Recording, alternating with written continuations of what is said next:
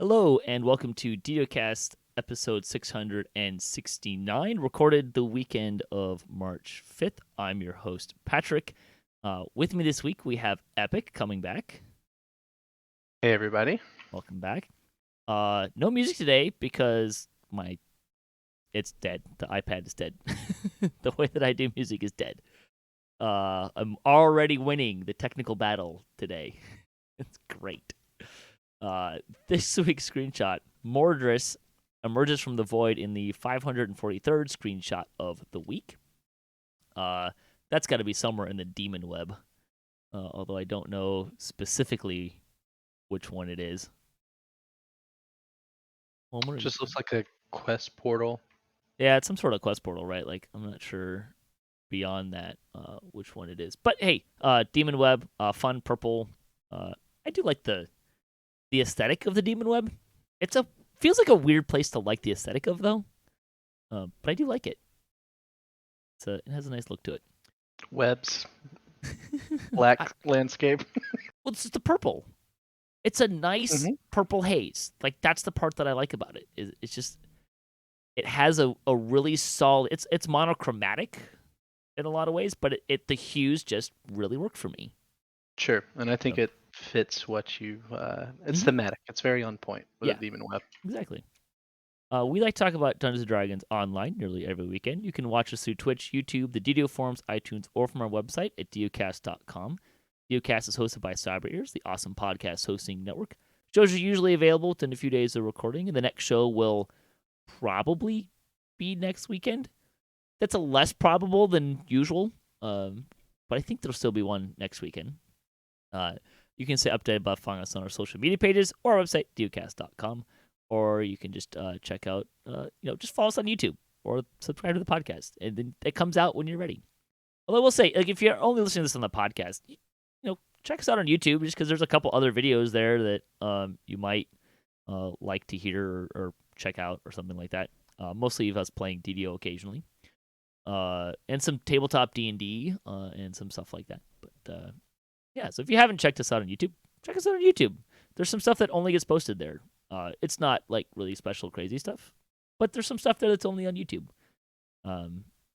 Particularly, I've been posting occasionally. Like, I'll take a snippet out of what we talk about for the show, and I'll just like put a short on there for people who might be interested in that, but not be interested in not want to listen to an hour and a half of show to find it or something like that. I do that occasionally. Anyways, on the podcast this week, we've got Epic here. We're going to talk about Hardcore Season 5 and how it went. By which I really just mean that, we're going to talk to Epic about his experience with Hardcore, because I didn't do it this season. And yeah, so that'll be kind of the big thing. We've also got a little bit of game news and stuff. Chat about Update 53, that kind of thing. We'll jump into game news. We did have an hot fix this week. This was Update 53 hot fix number 2. There were just kind of a couple fixes. Plate made of Mail of Strahd is now its proper color. It was pink. Boo. You liked the pink better? Yeah. At this point, they should just like release it as another cosmetic, right? Like, here's the pink version. Of course. Which I was curious what caused the the color change anyways, and I guess it's something to do with the anniversary party, most likely, since there was a pink cosmetic there. But yeah, I thought the hot pink option was something we don't have in the game, so can't say I would have used it, but I thought it was nice having something like that for those who would want it. Mm-hmm. There was kind of Suicide was kind of talking ancillarily about the possibility, like, being able to dye things as players.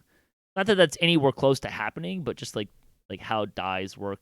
Specifically, we talked about last show about the Warforged, why Warforged have different colors than everybody else. Mm-hmm. So, which is kind of a weird thing in itself. Yeah, I think things sort of like I tried the plate mail with the Van Richten spectacles, which turned them hot pink as well, because they kind of reflect whatever armor you're wearing. That's interesting.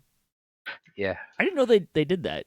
Yeah, if you wear so I sometimes wear them with the RDA, and they're bright red when you have that on.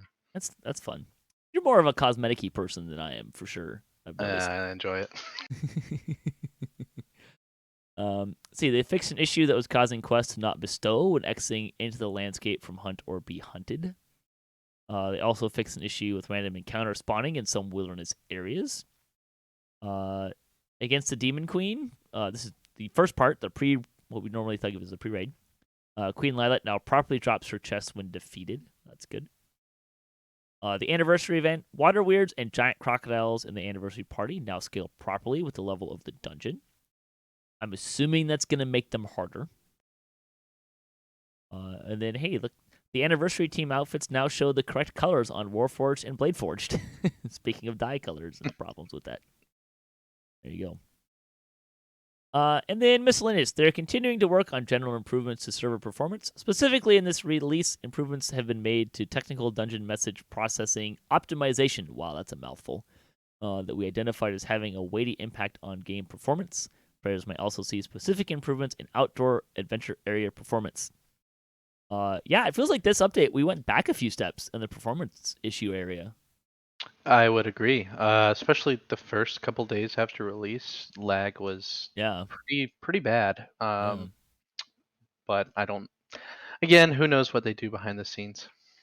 They did make some changes specifically in the performance area with update 53, and I kind of wondered if some of those backfired. It's possible. Yeah. Now, I will say I've not noticed quite as much lag as the first Yeah, couple days after release. true. But yeah, it does feel for sure that there's something that was introduced that's causing some issues. As an indication of how busy I have been and how little I've been playing DDO, also the fact that I didn't stone this life. For the first time, I pulled stuff out of my TR cache since the improvements to that came in. And holy cow, is that It's faster? marvelous. Oh my goodness. It's like click, click, click, click, click, click, click, click. It's empty. Wow. Yeah, I think I made a comment the other day that that's the best accidental fix that has ever happened. Yeah, I'm not going to disagree with you. It was amazing how fast that went through. That was kind of cool. Yeah, like clearing my TR cache is one of the main reasons I do not TR sometimes. Like when I Mhm. need to and kind of want to, but I'm like, but I got to clear my TR cache, Yep. or yeah. But yeah, that's definitely helped. That was amazing and glorious, and I hope it stays that way. Yes, there's the game news, little hot fix there. We're gonna do a full review maybe next week. It's kind of my tentative next show plan is to do a full review of update 53. But hey, give us you want to give us your 1 minute version of how you think update 53 is? I enjoy the raid. The maze can can be a little troubling at times, but the raid overall is good. I like the mechanics. There's a lot going on. I think it needs to be uh, tuned a little bit. There's some damage that Sure. is just to me overtuned, and that needs to be revisited. I've only read the quests each once a piece, so I um, don't really have an opinion of those yet. So, but overall, I like the raid, and I like the cosmetics. They're great. Yeah, you were sporting some of them. Yes, it You had was. the Wild Hunt guy's outfit, and it was like full on set, right? Not the armor, Oh, okay. but yes, I had the helm and the shield and all of that. Yeah. It looks good, so more of that. Would love stuff like that in the future, which they've been really doing a good job with cosmetics overall Yeah, for the past I'd couple of agree. years. Um, I might even say a little too good because I I'm up to 2 full characters of holding on to cosmetic stuff. Well, you're in luck because in just a few months you'll have more character space. Hopefully. What are you at, like 4 Hopefully. characters holding stuff? No, but I've purchased all 260 shared bank slots and stuff like that. So I've Yeah. got 2 characters for cosmetics, and yeah, just do what I It's can. bloated. Yeah. I I don't know. The quests are not going to be in my normal rotation, I think. Um the quest with like the teleporty mechanic between the different like just circling back around the areas. Uh, like by the time I left, like it was less annoying than it was before and less confusing than it was before. But it's still kind of like, do I really Yeah, need a like serious attempt to by a game design to keep me lost and disoriented? it felt very Inferno of the Damned to me, and it took me like probably I don't remember my completion time, but it was long. So I don't even think of I- it as Inferno of the Dam because Inferno of the Dam there's a logic to it, right? Like it's just a circle with two versions that you flip back and forth between. sure. Same as Mirror. Like I actually like those quests and it's really simple. This one there's no like because you're teleporting to different areas, there's no connection to it. Like it's just go to a different Well, space and then go to a different on- space and then go to a different once space I and then kind of noticed circle that around them. there was a identifier on the mini map showing you which door opened, it got easier for me. Yeah, that's Um, the one saving grace I think from that. But also, fun fact, I killed the mobs too quickly in that raid, and I thought it was bugged. But it probably took 30 seconds to a minute for the end fight to complete, even though everything was dead. That's And funny. yeah, Yeah, the raid I have mixed feelings on. I don't want to say it's a bad raid, but it's the least good raid that I think they've released in a couple of years. Not that they've released a lot of raids, but um, yeah, I. Okay, tell me why. um, I find the maze to be kind of aggravating. Not from a mechanic standpoint, but from like a confinedness standpoint. Like the walls are, it's such a small, skinny space And it for a sucks on the maze. map. Yeah, right. Like I find that to be kind of aggravating. Like I I really agree with you there. like it. I think the mechanic is fine. The design of the idea is fine. It's just like so constrained, and like the walls are so close. So and you're changing direction so much that because of how close it is, it's really easy to disorient yourself and think you turned around, but then you didn't. You actually did a 360, or turned back around. So I find that a little aggravating. Um, the cold the cold dot is I find inconsistent. The damage doesn't seem problematic, but like how you reset the dot is I have found to be very inconsistent. Like I don't understand what the mechanic is to reset that cold dot So I can because help you out there. okay, go Because ahead. we completed R5 a couple days ago and did R10 today, and we did the maze. And so it turns out that she has to be actively attacking one person. So I thought to begin with that everybody had to like become within a certain proximity of her and wait for your dot to clear, but that's not actually true. So we even had an instance where we wiped and a person rest and she wasn't active, so dots were still ticking. So later on in the raid, like Gunga had her aggro, and it was just him and Connor out there with her. And as long as someone has her aggro, no one else in the raid will get a dot, no matter where you are. Then I don't understand her aggro mechanics because I would think that she would be aggroing on someone when there's like 10 people beating on her, but I don't know. It should, yes, but there's Yeah. also Maybe like we're going so through that too fast, so yeah, so there yeah. was periods we had to actively slow down attacking, or she would have ported to give for some reason to give that mechanic time to catch up and the Mhm. dots disappear. But I agree with you overall about the maze. It's my least favorite part of the raid. I also and this may be like you kind of talked about tuning. I don't hate the mechanic of souls, the souls that pop down. I find them to be either they are coming too often in too high of numbers or they do too much damage. It seems to be Yeah, too much of a draw to pull away uh from your focus. Uh I would. I so I especially on lower difficulties, I agree. it's gonna be really tough for pugs to, or at least from my experience, that's gonna be a tough part for pugs to do well. Yeah, And if I were to suggest a change for it, maybe in the higher difficulties, leave it alone. But especially for like normal hard, they should do less damage so that if one or two are missed, it's not going to wipe out. it's not catastrophic. Yeah, Yeah. especially at the end where he's doing 9 souls. That's a lot for a Mm-hmm. pug group to cover. And I don't understand why they don't use more punitive. I mean, they do use this in a lot of different areas. I don't understand why they don't do more punitive incremental things, right? Like where it hits you, and if it hits you again, it does more damage. If it hits you again, it does more damage. Which is weird because that's true in this raid too. Like the souls just seem like a really great place for that. Like I think they should use that in general on mechanic stuff more. By which I mean Yeah.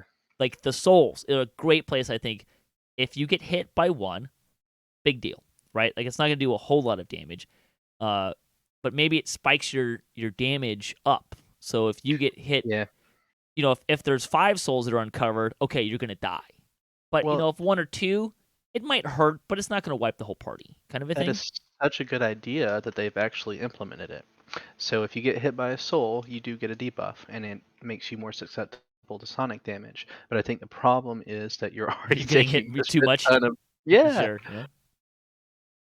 I still have a beef with Legendary Master Artificer that the electric floor doesn't do that. Like people just right. ignore the electric floor, and that ruins the mechanic, which I think is a great Right. mechanic. But Well, I think overall, so I do like the souls. I like that there's a lot going on in the boss fight because mm-hmm. that's one reason I like KT is there's so many mechanics that you have to pay attention to. And that's what I appreciate is when raids force a group to actually learn instead of ignoring what's going on. But yeah, I would agree with you. The souls generally hit too hard, and the force damage from the boss is just even on normal, that guy, if he gets a double strike, I mean, you're talking about 3k force damage, and that's gonna be I tough I for have Pug. not found that as someone who's tanks, I have not actually found the boss to be that problematic. Because you can get out of the way of his charge. Like he gives you a signal for his charges, his special attacks, and they're pretty easy to avoid. At least you're paying attention. I don't understand why I've seen more people that are not the tank getting killed by that charge. Well, I've like called it, and just like they just like get smacked by the charge because they're not fighting behind the guy. I don't understand why this is killing people. Anyways, but I've held on to the guy for a long period of time tanking. So like from a tank perspective, I don't have an issue with how much damage he's doing. Now, you probably need a tank, which is fine. Like I don't have an issue with that. Well, Um, so the thing about force damage though is that you can't mitigate it. There's I can a little bit, but again, like I'm taking the damage, right? Like we just ran it this afternoon on hard, and I was the last guy standing for a fair chunk of time actually before he finally he didn't kill me, the souls killed me. Like I lasted from one group of souls to the next group of souls mhm. without him killing me, without really having healing basically. Or maybe it Well, was the guys got me, I don't remember, something to that effect, right? But I wouldn't throw you in the category of. okay, fair. So that's my point is I still Fair. think Pugs are gonna have a tough time handling him on normal and hard. But that's my cheap Um, tank, right? Like that's my poor man bear tank. Like that's mhm, not a hard yeah. thing to achieve. So I don't know the damage. It was the place where I'm losing, where I'm feeling it's not tuned right, is it we can't a pug, like even not really a pug, but a staticky rady group, not a super high tier one, but like they're having problems doing enough DPS to kill the boss before the souls wipe everybody Yeah, and you lose control. So that's where I think the tuning is. And I think sure. if the souls, if there weren't as many, like if there weren't as many souls to deal with, I think it would be less of an issue. Well, there's 9. When he gets like 15% or less, it's just Yeah. 9 at that point. And again, that is a lot. Um, but yeah, I don't know. And I guess it's not. if you have more than, if there's 9, right? If you have more than 3 people dead, you're gonna take one, and if that is killing half your party in one shot, then there's an issue there. So, yeah, I don't. Maybe spawn them more often and have less numbers or something. I don't know what the answer is there. I think they spawn enough as it is, but uh, yeah, I don't know. They and also the circles that spawn can be problematic because there's been more than one situation or more than one circumstance where you have a soul And a and a circle. circle. Yeah, Yeah. which might be intended, like place the ball somewhere, but that's difficult. Okay, but if one of those souls is gonna kill half the party and you put a circle on Mhm. it, that feels kind of cheaty for sure. Yeah. For everyone listening, you can spell absorb the circles, so that is something I learned from our tanks. Helpful. Yeah, it's helpful because then at that point I don't have to choose between the soul and the circle, but it's still aggravating. Yeah. So all that to say, like, I don't hate the raid. It's just like a lot of the other raids that have come out recently, I really kind of like. So, um, I think I like Dryad better than this, which I, feels weird. I would flip this too. I was not a fan of Dryad. I'm still not, but Sure, to each their own. they're pretty close though. Like those are Yeah, if I you would look at agree. if you look at the raids that have come out recently, like probably even since Baba, like Dryad and Hunter Be Hunted, are bottom two. I think the raid that I like Hmm. less than those is RSO. That's the last time a raid came out that I like less than those two. So Yeah, I don't care for Arso just because it's too long, and it is grueling. But my favorite raids in the game are KT and Strahd. So if anyone's wondering where I'm coming from as a perspective, those are kind of like my bar for what I look for in a raid. And it'd be nice mhm. one day when something tops that for me. It is kind of satisfying, right? When there's a raid that you like better that comes out that's better than your favorite raid. Yeah, and hopefully, again, one day that will happen, and Mm-hmm. it'll be great. Yep. So bonus days. There was not, as far as I could tell, an announcement on this, but it looks like it's double daily dice XP. That's correct. I asked as well. There was no announcement. I assume that it's gonna get turned off Monday morning because that's usually when they do this kind of thing. Uh, but I don't know. There was no announcement, but that's what's going on there. If there's another one, they have occasionally been doing two at once. I haven't noticed anything. If there's an XP bonus though, I like a VIP XP bonus. I am not paying attention to that. So I don't know if I've not that I know of. yeah, I think it's just daily dice XP. Who knows? Maybe there's like a challenge ingredient boost that I just don't know about. Because I don't run challenge or something like that. Anyways, at least daily double dice XP. The store sales. Hey, March 6th. I'll try to get this published tonight, so people can maybe hear this. March 6th is your last day to get a bunch of stuff, including Shadowfell, Conspiracy, and Menacing Underdog for 99 DDO points.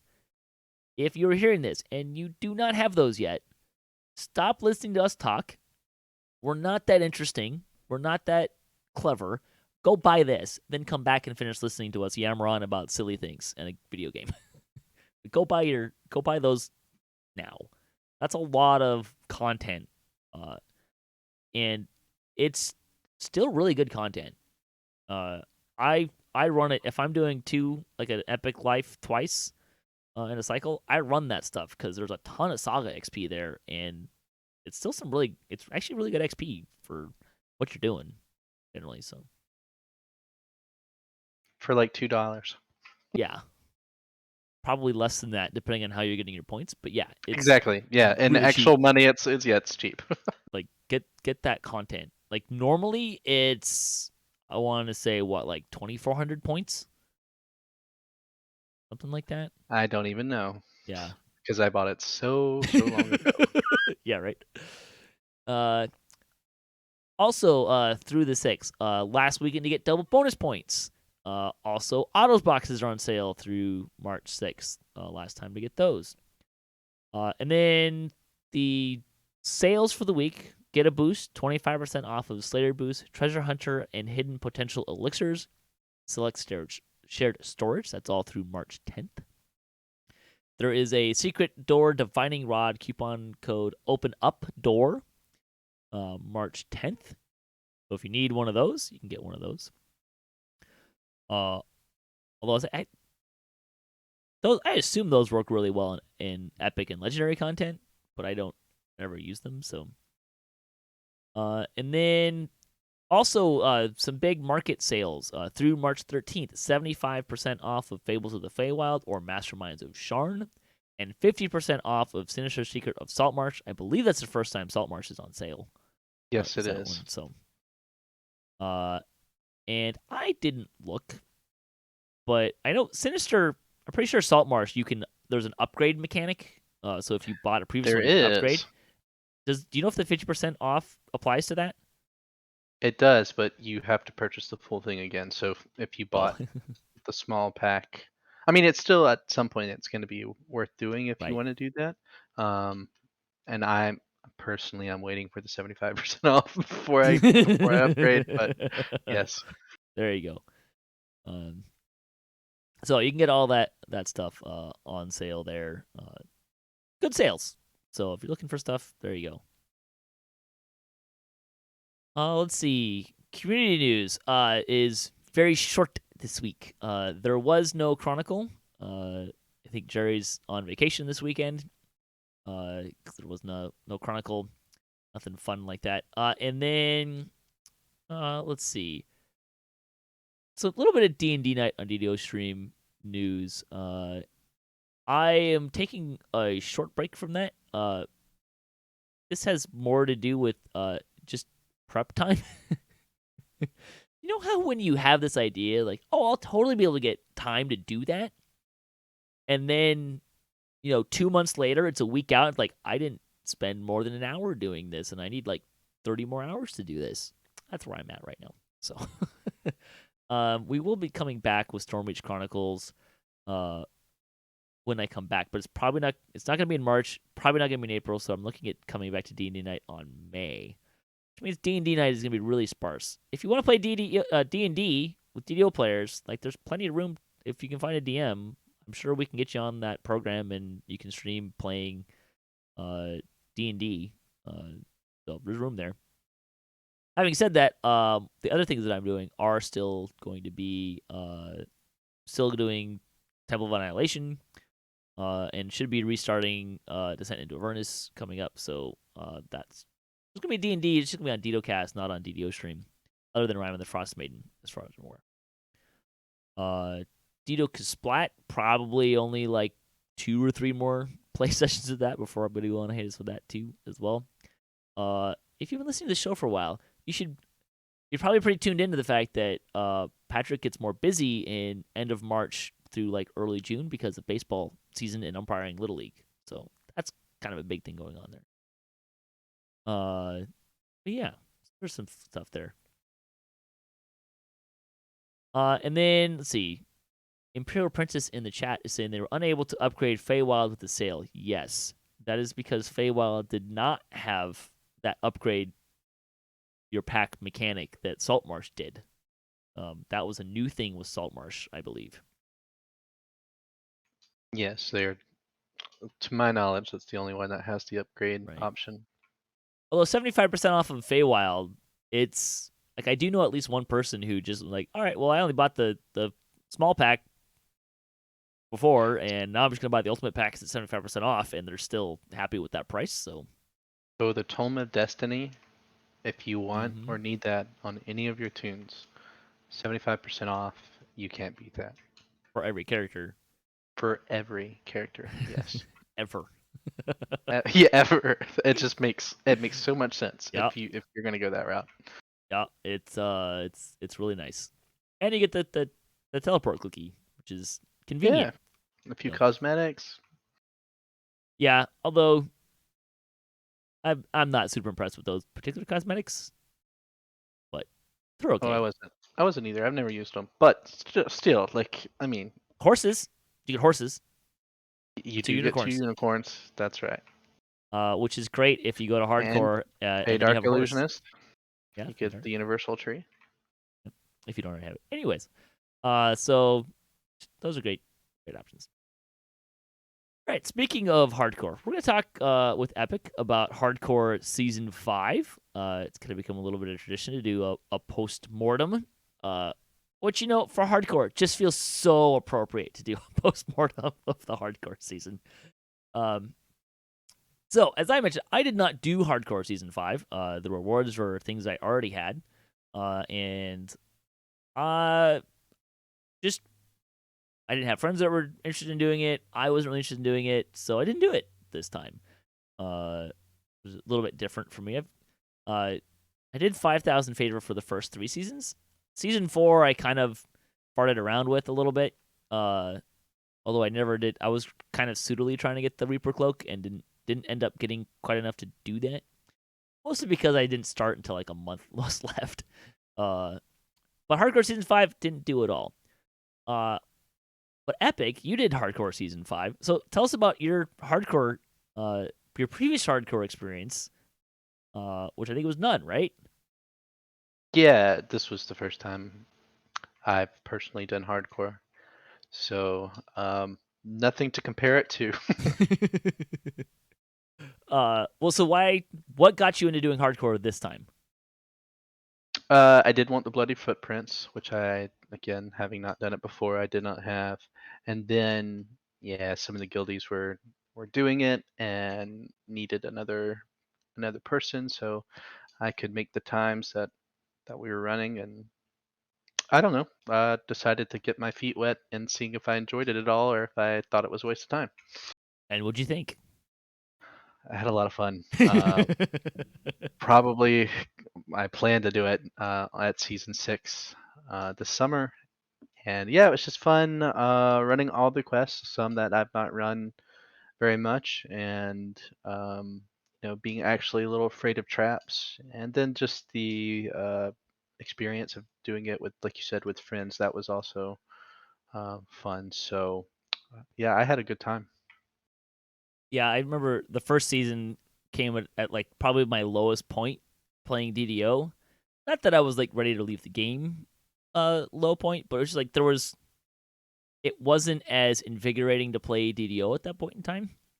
And hardcore season 1 really turned that around. Like it was just a completely different way of playing the game. You're playing a lot more content that you normally just avoid and don't do.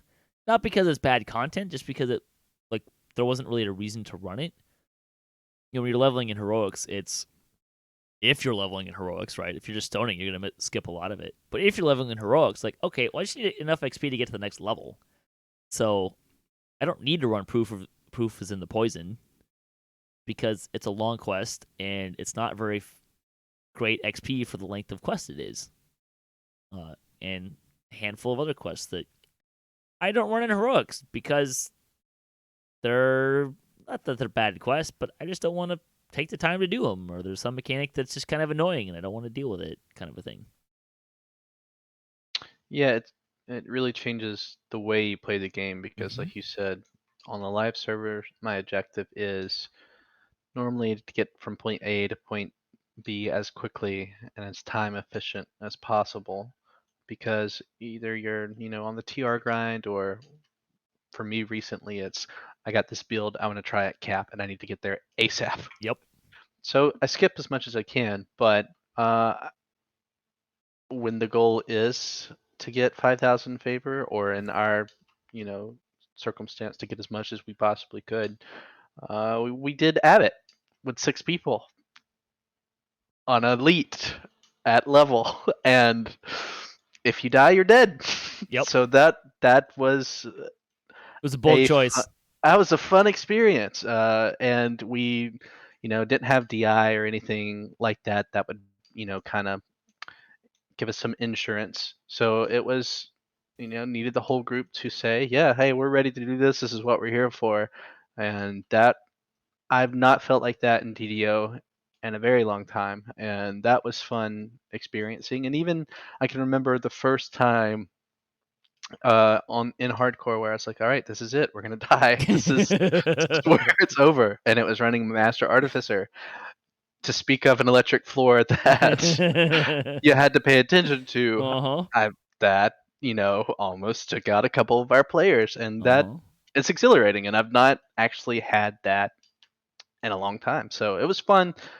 Uh, Almost being like when you first started playing, and I can remember the first time I did Shroud or something like that, and it was a similar feeling. Yeah, I like those moments where it's like, okay, met the goals. Now it's just kind of like fart around time, right? Like how crazy can we do it, right? It, Yeah. all right, this will probably end in my death. I'm okay with that, but it's still gonna hurt, right? Like there's still that like don't die. Like finding that balance is kind of tricky. Um, Yeah, and I think you had some, or at least in my group, some very risk.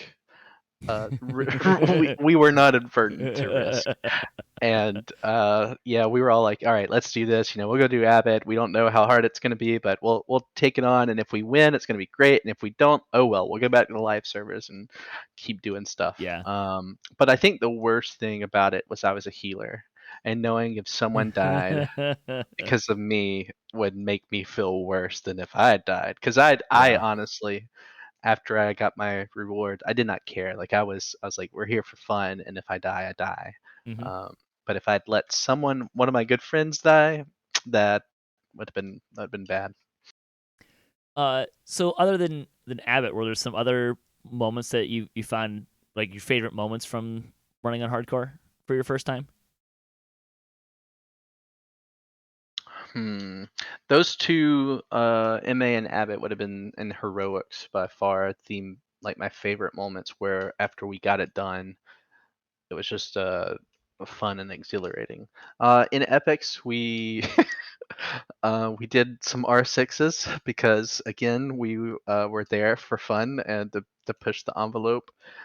So that was exhilarating, when you're in there with zero Reaper points doing R6s and then fighting vengeance and despairs, and we actually lost a couple of players that way. But hey, it was a good time, and uh, yeah. So those were probably really the things for me. Doing challenges, that was actually, I've not done challenges in a long time, and Right. I'm not gonna say that I just had a ton of fun doing some of the really lengthy ones, but I guess what was interesting was when you're doing the one that's like 40 minutes long, unsure if you're gonna get the stars that you need, and you're all really trying to push to get all 6 stars. That was unique as well. That I've not experienced in DDO. Yeah, I was gonna ask, like, how well did you remember Keeper Sanctuary when you went, if you went in that one? Which one is that one? It's in Delara's graveyard. Uh, it's not the long one with the. No, the my favorite one is another spot. It's like you have to find these books, and they're like behind secret doors, the tomes. I'd have Uh, to. I remember the tower one that you climb. no, not that one. The one with the lich at the top. No, not that one. Although that's Dead Shall Rise. Okay. Um, I mean, Keeper there Sanctuary is was like level 9, there were several of those older ones, especially that I know I've run, right? but it's been years. Or there were a few quests that I actually I hadn't done. One of them was the vampire quest in Studying Evening Sable. Star. Yeah, hmm yeah. So Yeah, it gets kind of fun. What's really great is when you start running hardcore a few times, you'll start to like you'll remember quests, and it'll be like, oh yeah, watch out for this because I saw someone die in season 1. It's like, watch out for this because I saw someone die in season 2. well, I feel like I would be remiss now not to tell you how all of my friends died. Seeing as how I was the last of the Knackle family standing. Yeah, there you go. Um, let's see. So Dom, I actually killed in PvP because we were doing MOD, and he had both the meteor stacks, and we got encased. And so because he had both the stacks, we were like, okay, well, let's just get out of here. So he actually logged off.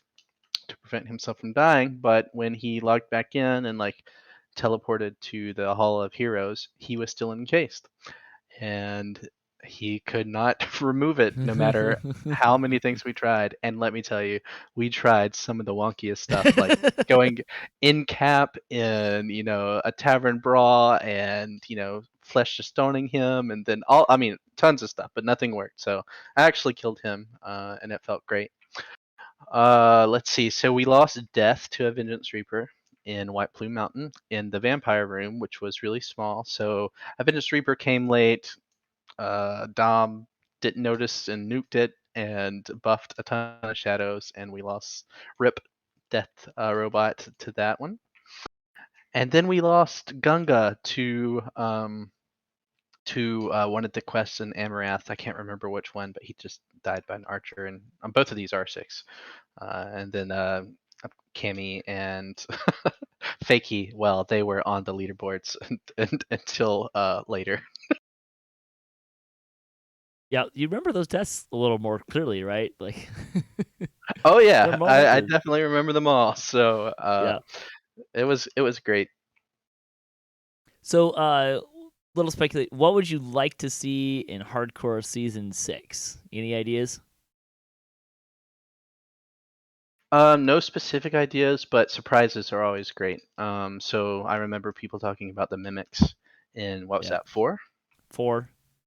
So I think just something to shake things up, because I can't imagine once you've done it 5 times, if you've done all of the seasons, though these quests were new to me or fresh to me, they won't be at some point. Mm-hmm. So instead of just doing the same thing over and over again, I do think they'll need to introduce either new rules or new milestones or just something to shake things up. Imperial Princess is thanking me for the mimics. You're welcome. Why you specifically? I like after season 1 or 2, I was saying on the show, it'd be fun, hardcore with mimics. It'd be great. and when hardcore season 4 dropped with mimics, within probably 2 hours of it opening, I had like 2 or 3, maybe even 4 people message me like, "This is all your fault." Like, like yeah, you're Well, it welcome. doesn't it doesn't have to be stuff like that. It could be, the new champions that came on the Yeah, live those are at fun. one point. Those are fun. Yeah. Um, so just something to, because one thing I did notice that is not going to be the same for everybody, and I know again you can do self-limiting factors yourself, but running 4 levels over in heroics did take out some of the risk, which again I know it's not going to be the same for everybody, but um, that's one thing that I don't know how you correct that, but forcing people to run at level, in my mind, would be kind of cool. Yeah, be more challenging. I do like that they've made like season 3 was a little easier for some, that which made it better for some folks. Season 4 was a little harder. Like I like the kind of the spectrum there. I still want to see those more of those champs on live, right? Like it's so fun to have different champions that like please, like I don't understand why we haven't gotten them more on live. We did like the one time and it was great and I loved it. Give me more of that.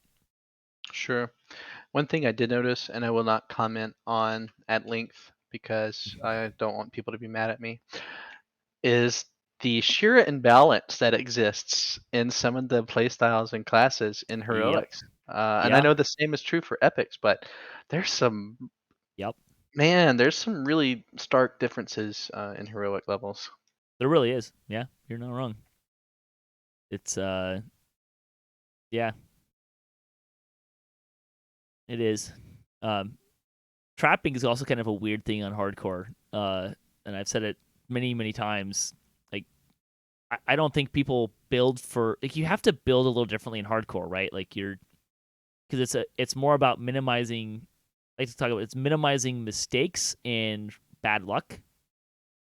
And trapping is just aggravates that so much because you have to run, like, if you're gonna get 5,000 favor, you will go through more than 20 traps to disable them, which means you will roll a 1. So you will have to be able to survive rolling a 1 against a trap. And some of those traps are not very kind. Yeah, that's just math, right? Yeah. There's a few abilities that we have actually had discussion with some friends about. Is it fair if you remove it? Is it fair to remove it? But I think like DI is one thing on hardcore that you can tell is really abused, and I'm not saying that maybe that shouldn't be taken away, but it really does direct what some of these builds look like, and I don't know. Part of me thinks that if the point of hardcore is to perform well or die, then having something that is so easily accessible might need to be looked into, and maybe not just for hardcore, but for live as well. Sure. They've done that on the flip side too, right? Like there's a bunch of stuff bunch of little small changes they've made in heroic based on data they gathered in hardcore. But this is too hard. It's tuned too high for lower levels. And we ignored it for a long time. And then a bunch of people Um, were running it at low levels and we're dying to it. well, heart of what's the Ember guy in the Gatekeeper's Quest? The Is that Heart of magma? Yeah, what's the name of that quest? Heart of Memory, or is that the one right before it? No. That's the one before it. I know the one with the magma brood at the end. Yeah, he killed so many people. Like he was responsible for probably more deaths, at least that I saw, as a single like mob. Because at level 5 or level 7, if you're running for over, Yeah. he was tough. Season 1, it was the Medusa in the last quest in Total Chaos out of Borderlands, which you don't actually have to fight. She kills a lot of people. In season 1, I think it was.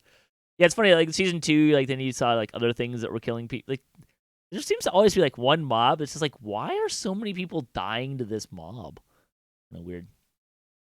Yeah, there's actually it makes me realize how many tricks that I have learned throughout the years that I take for granted that Right. a new player is not going to know, or even a veteran might not know, because I Yeah. learn stuff constantly. But it's just, yeah, it's just fun watching different experiences as people approach DDO. Did you have one of those moments where you got to see like the death message flash by? I was like, oh, that was a party wipe. Yeah, and I was trying to think of one like specifically but there was multiple moments where we're like, oh, they forgot to do A, or they did this and didn't have to do this, and yeah, there's a lot of Yeah. moments like that in DDO, which makes it great because it's not linear. You have the right to mess up. Yeah, those are. I still remember the first season. Someone got to 30, was up in like the 30 range, basically before everybody else was. And then you saw them die. Like we saw that death message come across, and everyone was like, "Oh, that guy died." Uh, Turns out that was when they learned that mind flayers can eat your brain. There's one person, and if he's listening or she's listening or watching, I'm not I'm laughing with you, hopefully, at this point. But there's an individual that I believe rolled, so shard rolled all the way up to level 18 or 19. I think Mm-hmm. it was 19, and decided to go out into the orchard and cap and died.